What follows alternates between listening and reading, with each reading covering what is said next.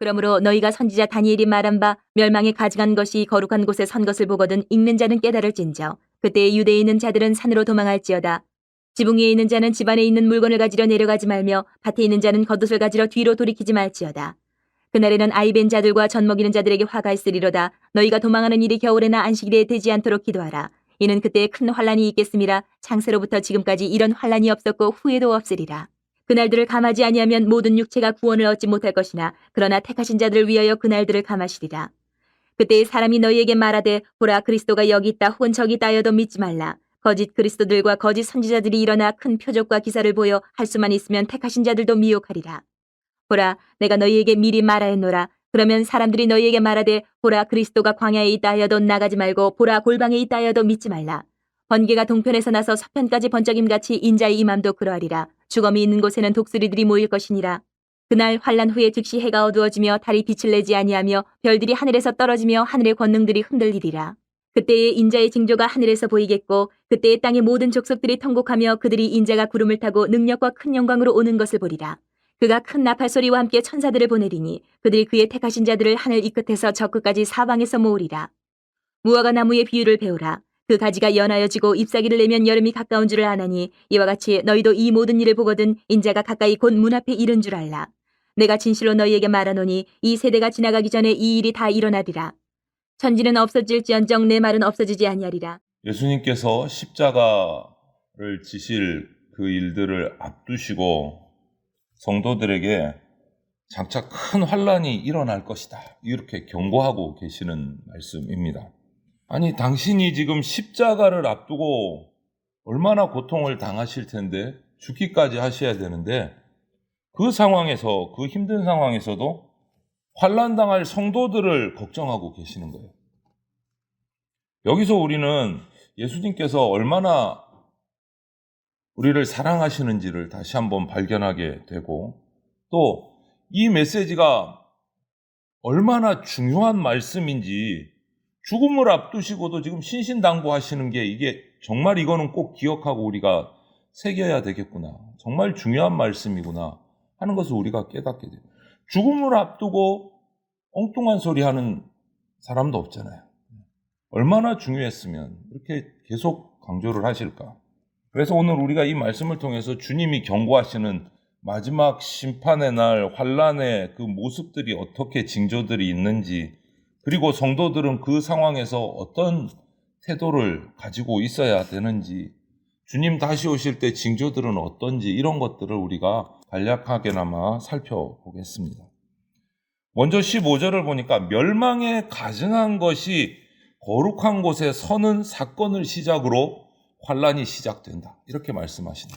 실제로 주후 70년에 로마의 티투스라는 장군이 예루살렘을 쳐들어와서 성전을 장악을 하고 성전에 로마의 깃발을 꽂고 성전을 모독하는 사건이 일어났어요. 그리고 그 성전이 무너졌단 말이에요. 벌써 시작이 된 거예요. 이때 그런데 예수님이 뭐라고 말씀하셨습니까? 그 다음 16절을 보면 그때에 성전 멸망에 가득한 것이 가증한 것이 거룩한 곳에 섰을 때 어떻게 하라고요? 도망하라. 선으로 도망할지어다.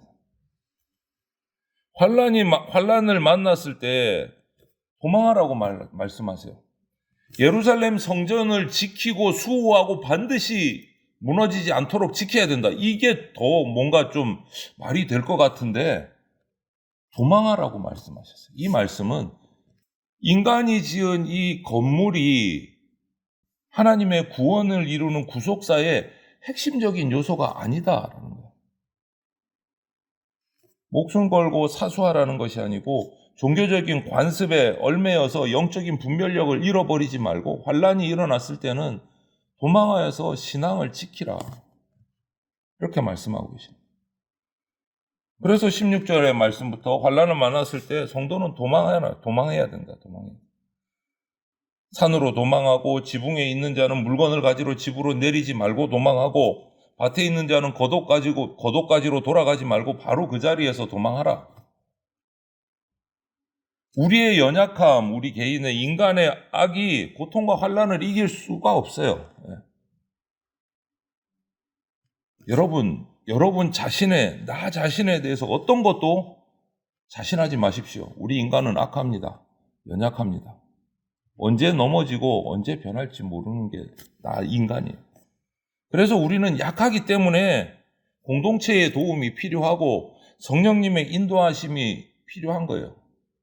그래서 어려움과 환란이 왔을 때는 신앙의 공동체 안으로 능력의 성령님의 품으로 도망해야 된다. 그런데 우리가 이렇게 세상의 환란으로부터 도망하는 것을 방해하는 것들이 있어요. 우리 인생에. 그게 뭐냐? 우리가 가진 것, 소유, 그리고 우리의 처지들이 우리를 방해해요. 17절부터 20절까지 겉옷을 가지러 간다거나 무언가를 가지러 간다거나 집을 돌아본다거나. 이것은 비단 환난 날에만 그런 것이 아닙니다. 우리가 죄에서 떠나서 하나님께로 돌아서려고 하면 나의 소유, 녹록치 않은 나의 여러 가지 처지들이 우리를 망설이게 해요. 바쁜데 요것만 해놓고 교회 가야지, 요것만 해놓고 하나님 앞에 제대로 섬겨야지. 이런 경우들이 비일비재하다는 거죠. 나를 붙잡는 것들. 물론 우리에게 소유가 필요합니다. 그런데 소유는 이 육체의 인생의 삶을 사는 데 필요한 것이지 영혼을 구원하는 데는 아무 소용이 없어요. 영혼을 구원하는 데는. 내 영생을 걸린 문제, 내 영혼을 살리는 문제, 그 순간에는요, 바로 세상의 소유나 처지들을 내려놓고 피해야 합니다. 그것을 말씀하시는 거예요. 그리고 21절, 22절을 보면 예수님이 이 환란이 그냥 찔끔, 조금 이게 아니고 극심할 것을 분명하게 경고하고 계세요. 엄청나게 극심할 것을 경고하고 계세요. 큰 환란이 있겠다. 창세부터 지금까지 이런 환란은 없었다. 엄청난 환란이 온다는 말씀이에요. 엄청난 환란. 그런데 하나님은 우리가 얼마나 연약하다는 것을 아시기 때문에 우리가 환란을 이겨내지 못할 것도 알고 계세요. 그런데 위로가 되는 말씀을 해주세요. 우리가 연약한 것을 아시기 때문에 환란의 기간이나 환란으로 받는 그 고통들을 감해 주시겠다. 조금 줄여 주시겠다. 그래서 우리가 버틸 수 있게 해주겠다. 성도들이 버틸 수 있게 해주시겠다. 이 말씀에서 또 하나 발견하는 것은 성도라고 해서 환란을 면제시켜 주시지는 않는다. 우리에게도 환란이 온다. 똑같이 환란이 옵니다. 하나님은 환란을 면제해 주지 않으세요. 환란을 통해서 오히려 믿음의 옥석, 신앙의 옥석을 가리세요. 그 대신 환란을 줄여주셔서 은혜를 베풀어 주시는 거예요. 그리고 그렇게 세상에 환란이 닥치고 혼란스러워질 때 이런 현상이 나타나리라 말씀하신 게 뭡니까? 23절부터 26절까지 거짓 선지자들이 일어날 것이다. 큰 표적과 기사를 보여주면서 내가 그리스도다 라고 주장하는, 내가 선지자다 라고 주장하는 그 거짓 적그리스도들이 일어난다 말씀하고 계십니다. 이것이 환란날의 징조들인 거예요. 그런데 예수님께서는 우리가 그들이 거짓 적그리스도라는 것을 분간할 수 있도록 이미 그 기준들을 알려주셨어요. 요한복음 10장 10절부터 17절을 보면 그것을 요약하면 이렇게 돼요. 적그리스도, 거짓 선지자들은 우리를 도둑질하러 왔기 때문에 그들의 마음에는 사랑이 없다. 그것이 기준인 거예요. 적그리스도에게는 사랑이 없다. 그러면 반대로 우리 주님 예수 그리스도는요, 사랑으로 우리에게 구원하러 오셨기 때문에, 그래서 우리와 함께 계셨기 때문에 자신의 죽음으로 사랑을 증명해 주셨어요. 근데 적그리스도는 그렇게 못한다. 그것이 기준이다 라고 말씀해 주셨어요. 그들에게는 사랑이 없다. 그리고 또 한 가지 징조를 29절에 말씀해 주셨는데, 환란 이후에는, 환란 때하고는 또 다른 더 두려운 현상이 일어날 거다. 세상에 빛이 사라질 것이다. 어두워질 것이다. 이 현상은 하나님께서 변화산에 임재하셔서 예수님을 만나고 모세와 엘리야가 나타나서 환하게 빛이 나서 베드로가 여기가 좋사오니 초막셋을 짓게 하여 주십시오. 이때하고는 정반대의 모습이라는 거죠. 캄캄한 어둠이 올 것이다. 세상을 비추는 빛이 아니고 어둠의 때가 될 것이다. 정반대의 현상이 나타날 것이다. 그리고 그 어둠 때문에 세상이 두려워진다. 두려움이 올 것이다. 이 시간은요, 빛과 영광의 시간이 아닌 거예요. 어두움으로 인해서 두려워하고 많은 사람들이 절망에 빠지는 시간이 될 것이다. 징조를 얘기해 주셨어요. 그 시간이 무슨 시간입니까? 이제 심판의 시간인 거예요. 심판의 시간입니다. 그리고 나서 어떤 일이 일어납니까? 예수님은 다시 오십니다. 처음 이 땅에 베들레헴의 말구유의 아기의 모습으로 오셨을 때하고는 비교할 수 없는 큰 영광과 권능의 모습으로 오실 것이다. 그런데 30절을 보십시오. 그때의 인자의 징조가 하늘에서 보이겠고 그때의 땅의 모든 족속들이 통곡하며 그들이 인자가 구름을 타고 능력과 큰 영광으로 오는 것을 보리라. 모든 족속들이 통곡을 한답니다. 예수님이 재림하는 그 징조, 그 모습을 보고 모든 족속들이, 땅의 모든 족속들이 통곡을 한다. 하지만 그 환난과 시련에서 끝까지 믿음을 지키고 견뎌내고 주님을 의지한 사람들에게 이 주님의 재림의 소식은요, 통곡의 소식이 아니고 기쁨의 소식이 된다. 그렇게 내려와서 모든 족속이 통곡할 때 예수님이 무슨 일을 하십니까? 천사들을 명해서 그 천사들이 하늘 이 끝에서 저 끝까지를 다니면서 주님이 택한 자들을 불러 모으시겠다. 31절이 그 약속이에요. 그가 큰 나팔 소리와 함께 천사들을 보내리니 그들이 그의 택하신 자들을 하늘 이 끝에서 저 끝까지 사방에서 모으리라. 예수님의 오심을 보고 그 영광에 눌려서 두려움에 통곡하지만 천사들을 보내서 택한 자들을 다 모아들이시겠다. 우리에게 주신 약속이에요. 이때 요한계시록 21장을 보면 성도들의 그동안 환난과 시련과 핍박을 통해서 받았던 모든 아픔과 수고가 끝나는 시간이에요. 예수님을 알지 못한 모든 족속들이 통곡하는 그때, 재림의 때가 우리에게는 모든 아픔과 수고가 끝나는 시간. 계시록은 21장 4절은 그렇게 약속해 주고 있어요. 성경은 우리에게 끝이 있다는 것을 알려주세요.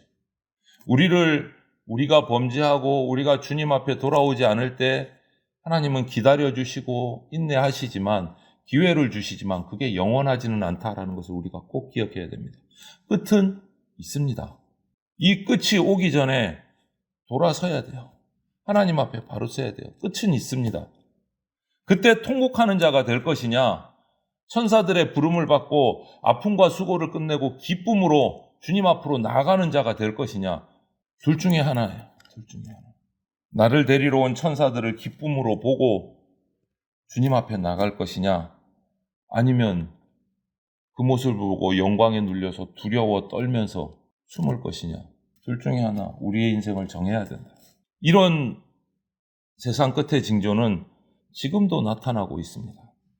예수님이 말씀하신 이 말세의 징조는 예루살렘 성전이 함락된 그때부터 우리가 살아가고 있는 지금 이 시대까지 지속적으로 계속 나타나고 있어요. 32절에서 34절 말씀처럼 우리가 그래서 이 징조를 가지고 마지막 때를 분별하기를 원하시는 거예요. 예수님은 말씀을 통해서 분별할 수 있도록 미리 알려주시고 거듭 지금 강조해 주시고 계시는 거예요. 그래서 사도 바울은 디모데후서 3장에 보면 이렇게 가르쳤어요. 마지막 때에 사람들이 자기 자신과 돈을 사랑하고 자랑하고 교만하고 쾌락을 하나님보다 더 사랑하는 시대가 올 것이다. 분명히 얘기해 놨어요. 자신을 사랑하고 돈을 사랑하고 자랑하고 교만하고 쾌락을 하나님보다 더 사랑하는 시대. 그때가 말세다. 한번 생각해 보세요. 지금 우리가 살아가는 시대가 어떻습니까? 이 디모데후서 사도 바울이 기록한 말씀과 일치해 가고 있지 않아요? 자기 자신 사랑합니다. 지극히 이기적인 세대로 돌아가고 있잖아요. 돈이 모든 것에 최고가 돼 있잖아요. 자랑하고 교만합니다. 자기 PR 시대입니다. 자기가 잘난 것을 자랑해야 뭔가 될 것 같아요. 쾌락으로 빠져가잖아요. 하나님보다 쾌락이 중요해요. 우리나라도 이제 마약이 들어왔어요. 정말 심각한 거예요. 얼마 전에 뉴스에서 나오더라고요. 그냥 SNS를 가지고 청소년이 마약을 구입을 한 거예요. 그게 가능한 시대가 돼버렸어요. 이 디모데후서 말씀하고 다른 게 뭐가 있어요? 다 맞아떨어져 가고 있잖아요. 말씀을 통해서 우리는 지금 우리가 살아가는 이 시대와 우리가 어떻게 흘러가는지 분별할 수 있는 겁니다. 우리에게 그 기준을 마련해 주셨어요. 언제 몇 년 몇 월 몇 시라고 그것은 알려주지 않으셨어요. 하나님 아버지만 아세요. 하지만 그때가 가까워올수록 이런 일들이 일어날 것이다. 징조를 가르쳐 주셨어요. 우리는 그 징조를 가지고 우리가 살아가는 시대를 분별하고 준비해야 돼요. 견뎌내야 돼요. 거기에 미혹되지 말고. 그런데 사람들은 이 예수님의 경고의 말씀을 가볍게 들어요. 흘려 듣습니다. 소수는 무겁게 받아들이지만 시간이 흐르면 또 그게 흐지부지 사라져요. 그 결단했던 것들이. 그래서 예수님은 오늘 또 분명하게 확실하게 종말과 심판에 대해서 쐐기를 박으셨어요. 말씀으로. 35절에 천지가 없어질 수 있어도 심판은 반드시 임한다. 내가 말한 대로 이루어진다. 그냥 못을 쾅쾅 박으시는 거예요. 이거는 반드시 이루어진다. 35절 뭐라고 하십니까? 천지는 없어질지언정 내 말은 없어지지 아니하리라. 반드시 이루어진다. 반드시 이루어진다. 두려운 말씀이에요, 여러분. 못을 딱 박으시는 거예요. 반드시 이루어진다. 이 심판의 때 예수님의 재림은 반드시 이루어진다. 여러분, 마지막 심판의 때가 점점 더 가까워오고 있습니다. 디모데후서에 사도 바울이 이야기한 것처럼 말세의 모습들이 지금 우리 가운데 더 확연해지고 있어요. 그 징조들이. 이러한 시기에 그럼 나는 어떻게 살고 있는가? 우리 그리스도인은, 우리 교회는 어떻게 살고 있는가? 예수님의 이런 경고를 정말 엄중하게 받아들이고 삶의 기준을 삼고 살아가야 됩니다. 예수님의 경고가 이 영생과 영벌을 나누는 기준입니다. 예수님 재림하실 때 두려움에 떨고 통곡할 것인가? 예수님이 보낸 천사들의 부름에 기뻐 화답하면서 주님께로 나아갈 것인가? 그 기준이에요. 영생이냐 영벌이냐. 오늘 주신 이 징조들, 이 기준을 기억하고 우리가 삶을 세워가야 됩니다. 오늘 이 말세의 징조와 환란들을 얘기해 주신 것, 말씀해 주신 것, 당장 십자가, 당신의 죽음을 앞두신 시점에서 성도들에게 닥칠 환란과 당신의 재림에 대해 가르쳐 주셨습니다. 이 경고들은 오늘 우리에게도 유효한 말씀입니다. 단지 그냥 심판을 위한 말씀이 아닙니다. 미리 말씀해 주신 거잖아요. 우리에게 미리. 지금 이 시간을 이제부터라도 하나님 앞에 온전하게 살게 하려고 미리 말씀해 주신 거예요. 미리 말씀해 주신 거예요. 이런 시대를 분별하는 지혜를 가지려면 방법은 이거밖에 없어요. 말씀과 기도. 이 예수님의 마지막 때의 징조의 말씀을 기억을 하면서 오늘 하루도 하나님 앞에 온전히 살아갈 수 있도록 우리가 최선의 노력을 다해야 됩니다. 이 혼란스러운 시대에, 점점 더 어두워져가는 시대에 오늘 예수님의 이 말씀을 다시 한번 깊이 새겨서 영적인 분별력을 가지고 예수님만 바라볼 수 있게 되어야 됩니다. 우리가 환란이 올지라도 두려워하지 말고 당황하지 말고 주님이 주신 그 말씀을 기억하면서 주님만 의지하고 천국의 소망을 가지고 우리가 견뎌내는 그러한 성도들이 다 되시기를 주님의 이름으로 축복합니다. 아멘.